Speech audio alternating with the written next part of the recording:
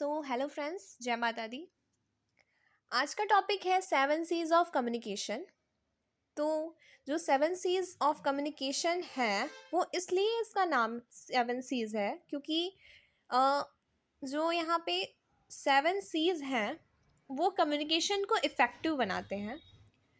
और ये जो सेवन सीज हैं वो एक चेकलिस्ट होता है किसी भी रिटन या स्पोकन कम्युनिकेशन का, जिसे जिसके द्वारा इंश्योर किया जाता है कि कम्युनिकेशन हमारा इफ़ेक्टिव होगा। आइए देखते हैं।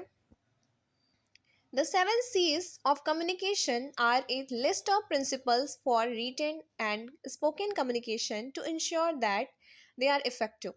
It is a guideline that ensures effective communication by functioning as a checklist. First है प्रिंसिपल्स ऑफ इफेक्टिव कम्युनिकेशन में क्लैरिटी। हमारा जो इन्फॉर्मेशन मैसेज या फिर जो भी नॉलेज है उसमें क्लैरिटी होना चाहिए, हमारी बात बिल्कुल क्लियर होनी चाहिए ताकि वो रिसीवर को समझ में आ सके। सेकंड सी है कंप्लीटनेस। जो इन्फॉर्मेशन है वो कंप्लीट होना चाहिए, ऐसा नहीं हो कि वो आधी बात हो जिससे कि रिसीवर उस मैसेज को समझ ही ना पाए। तो इसलिए वो पूरी बात, हमारा जो पूरा मैसेज है वो कंप्लीट होना चाहिए। Third is conciseness. हमारे मैसेज में थोड़ी संक्षिप्तता भी होनी चाहिए, यानी कि बहुत ज़्यादा लेंदी मैसेज इतना ज़्यादा ना हो जाए, हमारी बातें इतनी लंबी ना हो जाए कि वो रिसीवर उसको समझ ही ना पाए, और इतना टाइम ना हो, बहुत टाइम कंज्यूमिंग ना हो जाए। टाइम सेविंग होना चाहिए, इसलिए कंसाइजनेस मैसेज में ज़रूरी है। यानी कि जैसे कि बिहारी के दोहों में होता है ना, गागर में सागर, तो वैसे ही हमारे भी मैसेज इन्फॉर्मेशन में कंसाइजनेस होनी चाहिए, संक्षिप्तता होनी चाहिए, लेकिन बात में परिपूर्णता भी होनी चाहिए और क्लैरिटी भी होनी चाहिए। तो इस तरह से वो कम्युनिकेशन इफ़ेक्टिव बनता है। फोर्थ सी है कंसिडरेशन। यानी कि हमारा जो मैसेज है वो विचारपूर्ण होना चाहिए, मतलब कि वो विचार करने लायक होना चाहिए। पांचवा सी है करेक्टनेस। जो हमारा इन्फॉर्मेशन है जिसे हम डिलीवर करने वाले रिसीवर तक, वो मैसेज करेक्ट होना चाहिए। ऐसा ना हो कि फॉल्स मैसेज हम लोग शेयर कर दें और फिर वो कम्युनिकेशन फिर इफ़ेक्टिव होगा नहीं। सिक्स्थ है कंक्रीटनेस। यानी कि अ, ठोसता या स्थूलता, हिंदी में बोलते हैं इसे, कंक्रीटनेस को। तो हमारी बात में थोड़ा वजन होना चाहिए। दूसरी लैंग्वेज में बोलूँ तो ऐसा ना हो कि बहुत हल्का सा मैसेज हो। ठीक है, तो कंक्रीटनेस यानी कि ठोसता भी होनी चाहिए मैसेज में, जिससे वो इफ़ेक्टिव बने। Seventh is courtesy. यानी कि शिष्टाचार पूर्ण होना चाहिए। जो इन्फॉर्मेशन, जो मैसेज, जो जो थॉट, जो आइडिया, जो ओपिनियन हमें शेयर करना है सेंडर को रिसीवर तक, वो शिष्टाचार पूर्ण, कर्टेसी में होना चाहिए ताकि उससे हमारा कम्युनिकेशन इफ़ेक्टिव हो। तो ये सेवन सीज हुए कम्युनिकेशन प्रोसेस को इफ़ेक्टिव बनाने के लिए। और अगर हम अपनी डेली लाइफ में भी इन सेवन सीज का यूज़ करते हैं तो डेफिनेटली हमारा जो कम्युनिकेशन प्रोसेस है वो बहुत ही इफ़ेक्टिव होगा। डे टू डे लाइफ की बात मैं कर रही हूँ।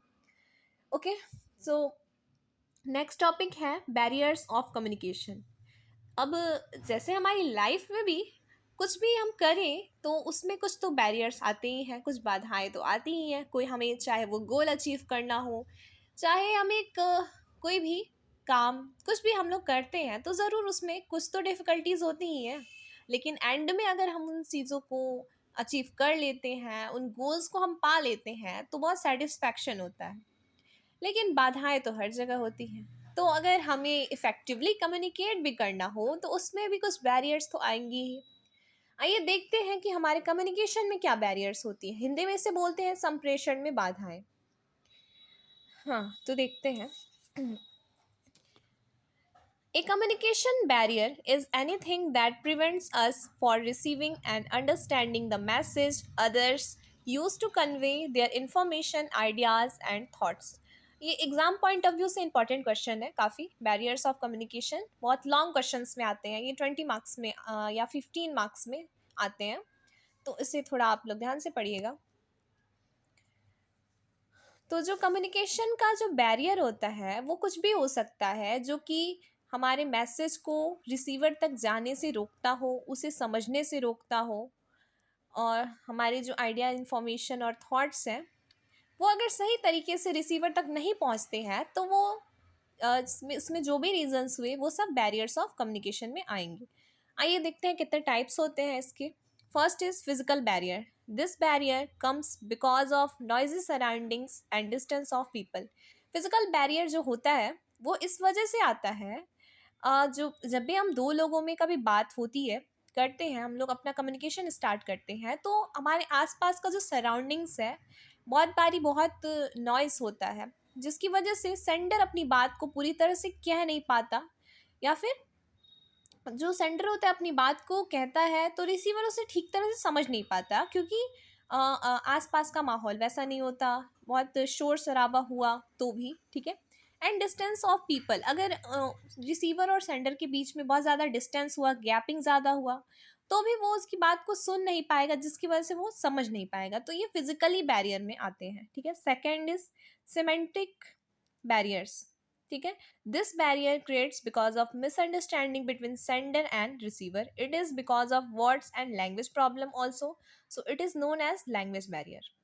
अगर रिसीवर और सेंडर के बीच में मिसअंडरस्टैंडिंग होती है तो ये सिमेंटिक बैरियर में आता है, क्योंकि ये वर्ड और लैंग्वेज प्रॉब्लम भी हो सकता है सेंडर के वर्ड्स और लैंग्वेज अलग हो, रिसीवर के वर्ड्स और लैंग्वेज अलग हो, जिसकी वजह से वो दोनों का कम्युनिकेशन ठीक से हो नहीं पाता है, और इसे हम लैंग्वेज बैरियर के नाम से भी जानते हैं। Third is organisational barrier. If any organization's structure is strictly and with lots of rule and regulations, then it affects the communication. The employees cannot express their ideas and opinions, so it makes organizational barrier.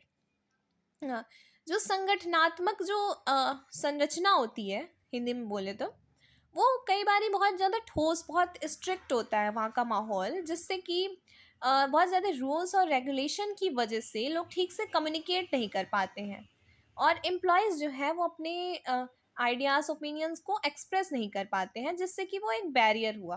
ठीक है।